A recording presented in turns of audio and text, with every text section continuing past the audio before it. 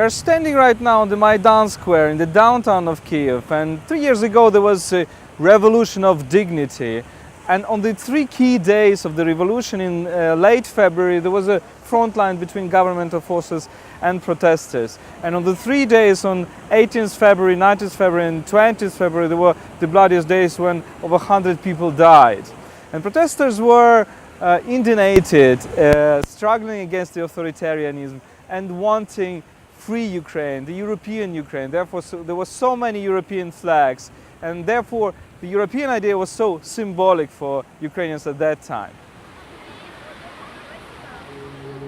So we're still on the Maidan 3 years after the revolution, and now you see this is very peaceful place. People are smiling, people are walking around, people are playing music. You see beautiful fountains behind me.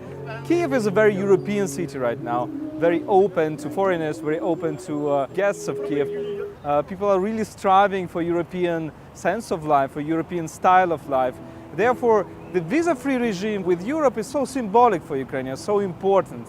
And on the 11th of June, Ukrainians, for the first time in their history, will be able to travel to Schengen states, to European Union without visas. This is kind of an opening of Europe to Ukrainians, opening of Ukraine to Europe. This is why this is so important, so symbolic.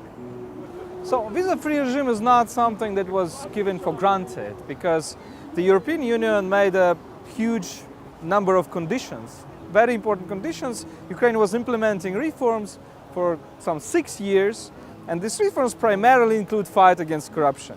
The key anti-corruption bodies have been established. They're now starting their work. They're not as effective as we would like to be, but at least the huge anti-corruption process have started. Furthermore, Ukrainians are now having biometric passports, and they better control migration, and they have better laws in anti-discrimination.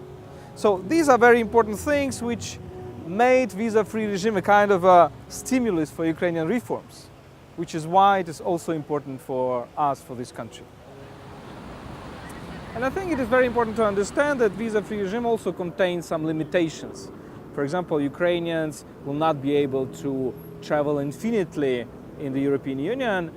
Visa-free regime only restricts their stay to 90 days per half a year.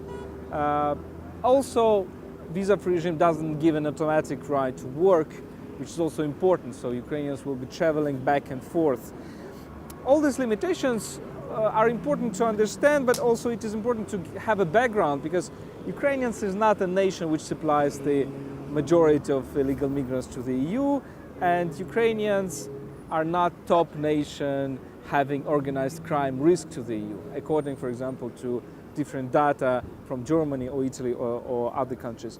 So we consider, rather it is important to consider this liberalization as a people-to-people contacts, which will be giving Ukrainians an opportunity to travel more to Europe and to bring European practices back into Ukraine.